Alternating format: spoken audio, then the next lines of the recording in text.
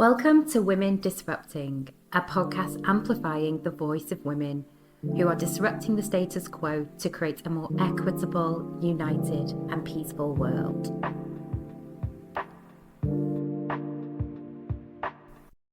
I am delighted to speak with Transformational Coach Emma Eldershaw today.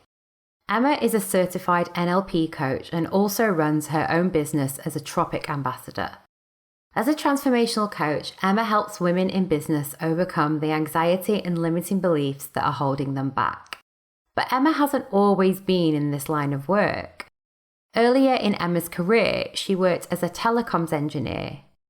When Emma first started in this industry, it was even more male-dominated than it is today. Emma had to navigate gender stereotypes and prejudice for just being a woman. Listen to Emma talk about how she challenged sexist behaviour and made her mark as a woman in the world of telecoms. Welcome, Emma, to the Women Disrupting podcast. I'm so excited to have you as a guest today. How are you feeling? I'm feeling fine, thank you. Yeah, I'm very excited to be here. Thank you so much for the opportunity. Oh, it's a pleasure. I'm really excited just to talk a little bit about your journey, because I think there's many themes that relate to the Women Disrupting community and podcast. So I think it would be useful to start with your early career journey, because when we've had a chat, it's very apparent that you started in a traditionally female career, but actually the career that had more longevity, that you stayed in for longer, correct me if I'm wrong, was a more typically male career. Absolutely. So just share with our listeners a little bit about what those careers were at the start. So I left school at 16 and decided to go into hairdressing. And the first couple of years were great. I loved it. And then they gave me scissors. And that's when it all went horribly wrong. And I could do whatever. I could perm, I could do colour, but give me a pair of scissors. And I was a bit lethal, really. And so I actually ended up being sacked from hairdressing because, like I say, my poor mother, who was like my model, came in for me and her hair just got shorter and shorter and shorter. And after that, like I say, I was sacked. Then I went to work for Boots, the chemist, worked on the chemist counter, and then did that for a couple of years, and then applied to go to British Telecom BT as an operator. So doing like 100 directory inquiries, emergency calls, and I did that for a couple of years. And then I had the opportunity to apply to go on the engineering side with BT. And I thought, you know what, I'm going to give it a go. I was probably a little bit more ego driven when I was younger, that I thought, you know what, if the men can do it, I can do it. So that was when my career started, really in a man's world, I would say.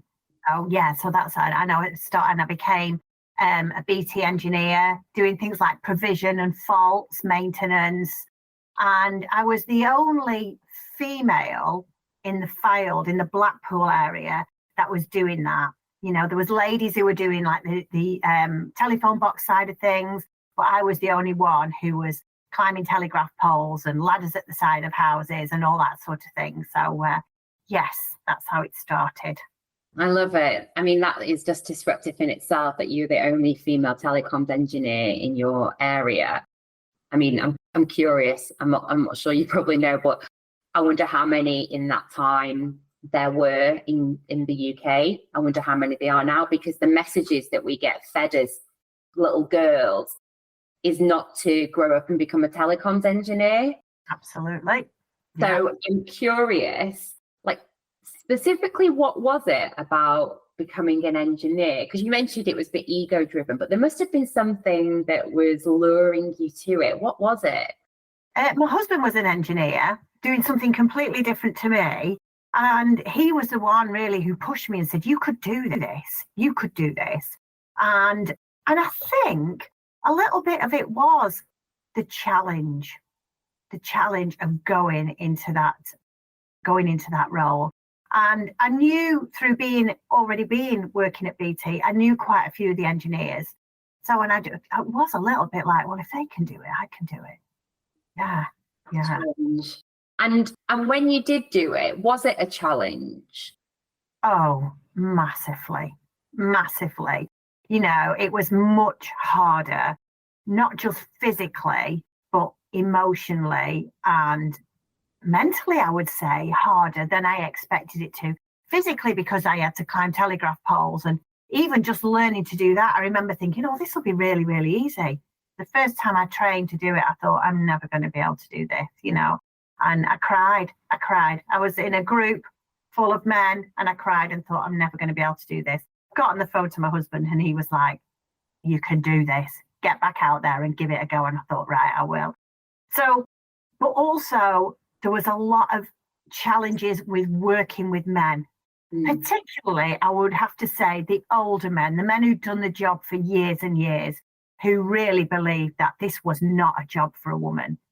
And, some of them would go out of their way to use really derogatory, bad language in front of me. I would sit in telephone exchanges at lunchtime and the walls were just covered in page 3 models. And at the time, I just accepted that. Well, I've come into their world, so I just have to put up with this. And I mean, I can't imagine being in a world like that where it is just predominantly men, because you have to take your lunch, your breaks with them, your downtime chat with them. But let's just go back to the recruitment process, because what I'm intrigued by is, the recruitment process for this role. It won't have been common that they were appointing women in these roles. Was there any sort of pushback or questions around, are you sure you want to do this in the recruitment process? What was that like? I think at the time I was probably about 20 at the time. So, and I was just about to get married. So actually one of the things was around, and you would never do this now, was around having children. Yeah. So what will happen when you decide to have children? Oh my goodness. It's not a question which would even be asked, but it was something that was asked then. And so there was the, it's a very physical job and you're going to have to carry ladders and quite patronising, really, So, and the two chaps, I remember it really clearly. The two guys who interviewed me were probably, one would have been in his 60s, early 60s, and the other one was in his late 50s. Very different attitude as well. And probably they thought, not really sure about this. But I also think probably then it was a great box ticking exercise. Right. Yeah. We've got a woman, so we are inclusive. Yes. Interesting. And then you obviously were appointed, whether it was a box ticking exercise or not, you were appointed onto this team of all males. So to what extent did you actually get on with them in the end? Oh my goodness, in the end, brilliantly. So I remember there was one particular chap and he was really, really rude in front of me, crude, would say terrible things. And I would say nothing back because I would just think, you just have to put up with this. I was very different then to what I am now. And I remember one particular day I had to go and do a job with him. I was assisting him and I was absolutely dreading it because I thought this is going to be awful. And at first he was a little bit, very, didn't make conversation, would say, do this, do that, pass me that. And that was it. And that was all it was. That was how it went. And then I worked with him again another few times because you would just be given a job to go and assist somebody. Nobody was bothered about who it was. You just went out. And actually, over time, we started to get on and we started to have a giggle. And in the end, I would say he was one of the chaps that looked after me, really looked after me. And completely, it was probably a really good learning curve for him as much as it was for me. He learned to change his language, how he spoke in front of me. He also would tell other people off for the things they would say in front of me as well. So we ended up having, and we still do, if I see him, he'll give me a massive big hug and everything. So we still have a really good relationship.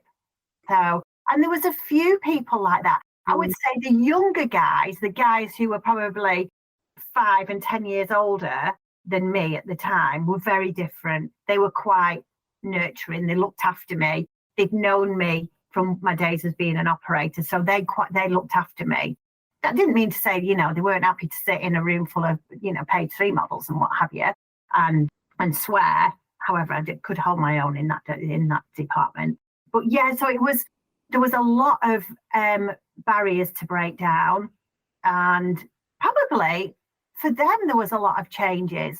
And then I had an accident at work climbing a telegraph pole, and I got involved with the union. And through that, I became the equality and diversity rep, which, as you can imagine, you're a female and, it's full of men who really weren't interested in equality and diversity. As far as they were concerned, that was somebody else's, department, what they needed to bother out. And so when I said to them, all these pictures, they have to come down, you can't do it anymore. And I can tell you exactly what was said. And they said, oh, do you not like it? Are you offended by it? And I said, no. I said, I'm not offended. I said, I hope this is okay. I said, I've worked with a load of tits for years. I said, looking at a pair on a wall really doesn't make any difference to me at all. It was overcoming something completely different for all of us, really. So I think it was great learning for everybody. And I left. And I remember when I left and, I had a leaving do and they were all like, oh my God, I can't believe you're going. We're going to miss you so much. And they bought me presents and flowers. And it was just absolutely lovely. It was lovely to have that friendship with people. And those friendships, they continue now, those friendships. And because you've got good relationships with these men now, and at the end, did you ever have a conversation with them about what was going on in your head in the early days when I came into the workplace as a woman? Did you ever have that trust with them to have that conversation? A few of them, the ones that were nearer my age, yes. And the things like, did you know how you made me feel? Yeah. And they didn't know how they made me feel, but I think for them, and having spoken to some of them who've got children now, they would not let their children, or particularly daughters, be put in a situation like that, and one of them particularly, he said to me, what did he say? He said, I've taught my daughter to have balls, to not put up with the crap.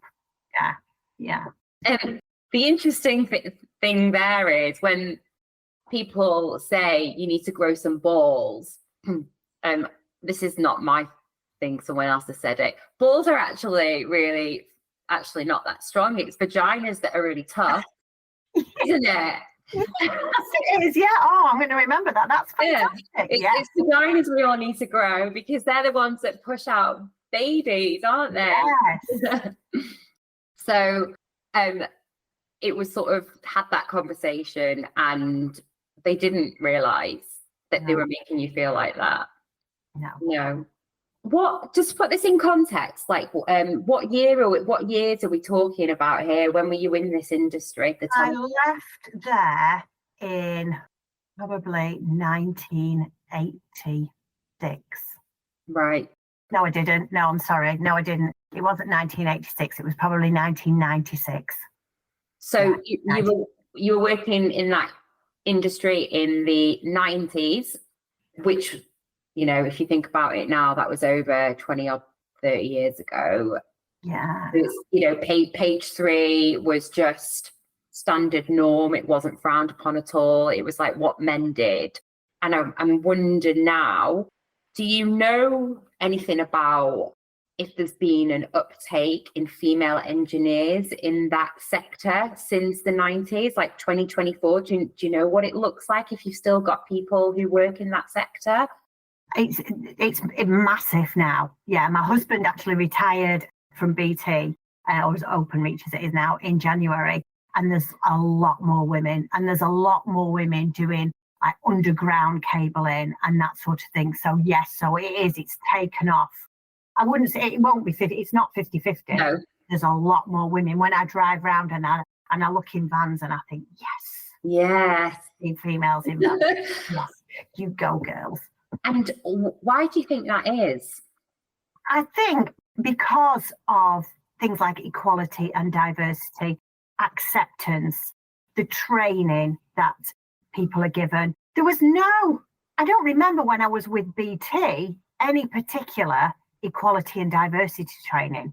Whereas now it's the norm, and people work together. And I do think a lot of it is acceptance. I do think that the generations are changing. So that older generation, when I started, the late 50s, the 60s, had a very different attitude to younger people now. When I look at my son's age, my son's 24, and his generation, it's very different. My son's training to be a submarine engineer, and there's females on his course, and it's it's fine. It's quite normal. So very different. So do you think or know that these jobs, when you have your career fairs at schools, are being actively promoted to the girls just as much as they are with the boys? Is that part of the diversity and inclusion agenda? I'm not sure, because I don't know about things like careers fairs. I don't know what happens at those now. Like I say, my children are older. I don't know whether it's different now.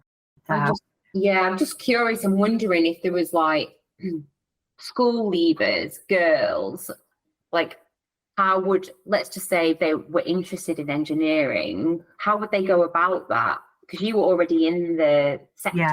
Yeah. I think it must be different now, because when I left BT, I went into construction health and safety because I hadn't had enough of working with men.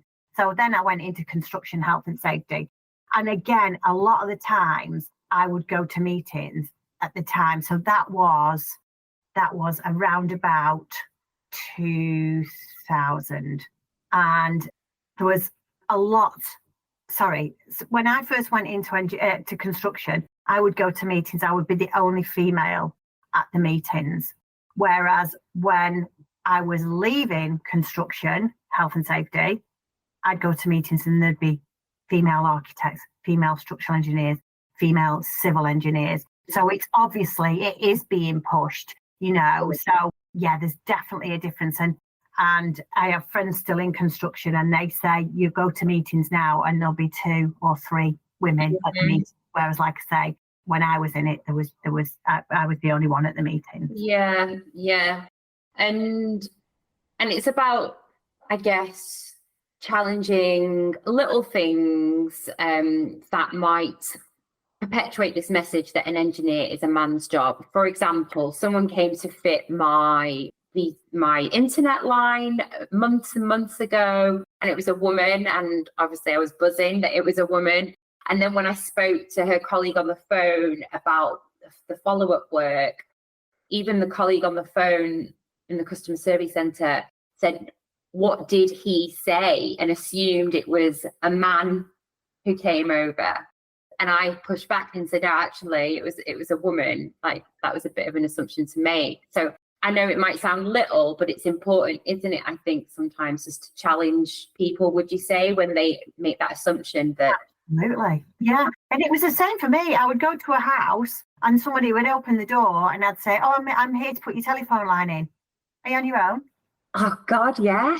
Yeah, because, there wasn't something that women did. Yeah. And I'd say, right, I'm just going to climb the telegraph pole now and make the connect. You are? Oh, my goodness, aren't you brave? Oh, my goodness. My goodness. It's unbelievable, isn't it? But well done you for having a hard hat and broad shoulders. And that has obviously served you, because now you're a successful transformational coach who works with women in business and a Tropic ambassador. So you run your own business.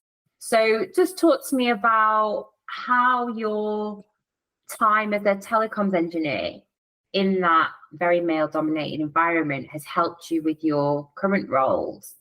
I think because of when I first started, there was the lack of confidence that I could actually do it. And then there was the self-doubt. Would I ever know as much as the men do? Will I ever be as good? Will I ever be as good as they are? A lot of the time, being a woman in engineering, you have to give 110% all the time, every day, where not all of them, some of them are sat doing 70%, if you're lucky, sat in the van with a cup of tea, having a fag, reading The Sun. So there was all that. There was that imposter syndrome, waiting for that tap on the shoulder. You're not good enough at this. Who do you think you are to be an engineer? All that sort of thing. So I think having all that and walked in those shoes has really helped me to help my clients with their self-belief, to dissolve the limiting beliefs that hold them back. So that's where I come from. I come from a place of knowing what it's like. Because you've overcome them in a very challenging environment. And with your work with women who are entrepreneurs and are trying to set up their own businesses, is there any common themes that you see with the limiting beliefs? Yeah, I would say there's a lot around judgment. There's a lot around being good enough, and probably motivation as well. Being motivated to do something, and what stops them being motivated, and what are they doing instead of moving the business forward. So things like they want to take the business forward, but there's a lot of this negative inner chatter going, telling them that they're not good enough. Who do they think they are to run a business? You can't do things like that. Girls don't do things like that. So again, there's a lot of that going on. So by helping them change the structure of the way they think, the way they behave, that's when you start getting those breakthroughs with people's self-belief. And it's incredible. And I just love seeing people change and go, oh my God, I can actually do this. And I can actually be really, really good at this. And it's just brilliant. I love it. Yeah, it's so rewarding, isn't it? The motivation theme's quite interesting. I don't know whether you agree with this. I'm interested to know what your thoughts are, because I think I see in a lot of my female clients procrastination. And when you get to the crux of it, it's not because they don't have the time. It's they're putting it off because of the feelings that come up when they start doing work that's out of the comfort zone, the fear, the anxiety, and it's the feelings they're avoiding. What are your thoughts on that? Oh, I totally agree with you. I totally agree. Do you know what? The amount of people who would much rather go and mop a floor than actually do something in the business that can actually move them forward and make them money is, it's incredible, isn't it? So we put off. And funnily enough, I was with a friend this morning and we were talking about this. She wants to move forward with a cake making business, but she's doing everything else to stop her actually going forward and doing it. And so we had the conversation, well, what's stopping you? Why? And eventually she said, I'm doing everything other than the actual thing I really, really want to do. She said, because I'm scared. What if it fails? What if it doesn't work? So yeah. And also not seeing, like you described, that even they might have had a different skill set and they've been in a different career, like, for example, telecoms and transformational coaching sound really different. However, that the skill set you've developed in telecoms has served you now in this business.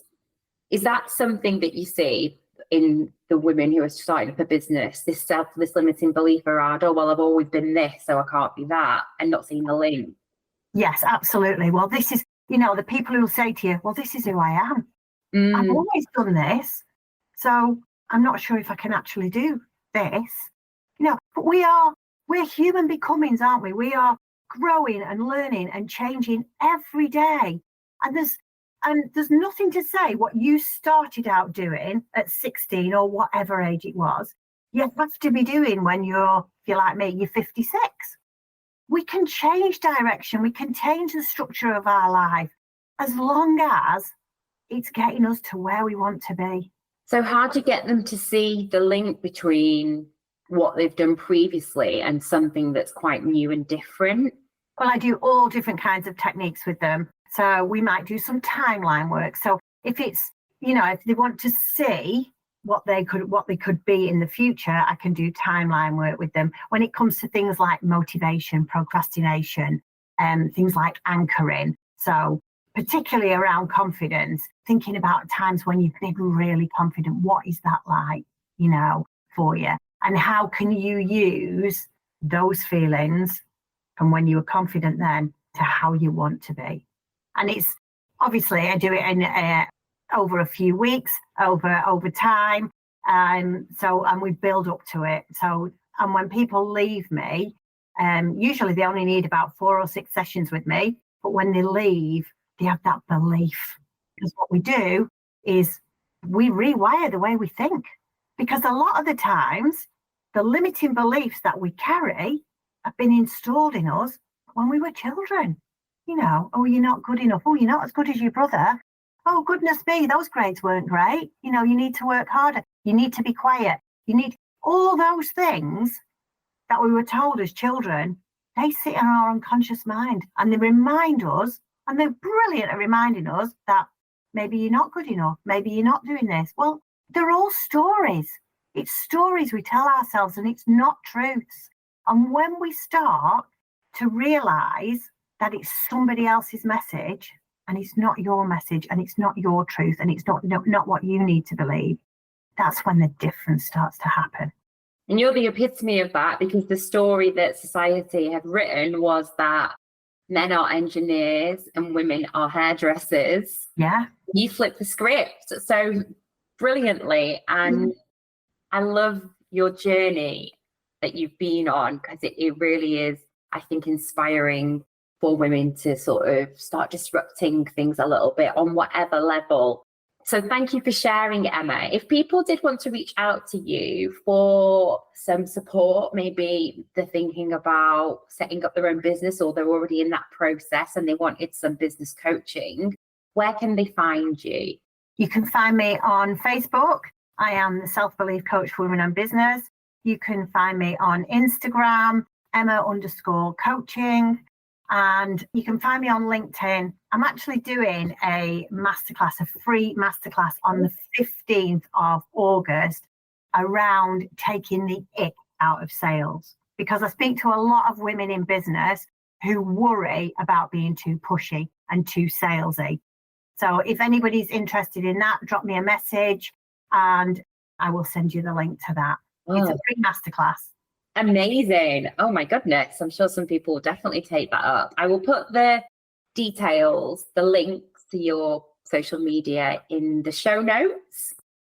So thank you so much for your time today, Emma. It's been so inspirational, and I'm sure you're going to inspire our listeners when they listen back to this. Thank you so much. I've really enjoyed it. Oh, you're very welcome. Thank you for listening to this podcast episode. I'm always looking for disruptive women as guests. If you think you'd make a great guest or know anyone who would, then please email me with the details. You can email info@yasminarifcoaching.com. More details in today's show notes. Remember to show up and share your truth, because the world is hungry for women who show up and tell the truth. Unafraid and free, expanding to the very edges of who they were always meant to be.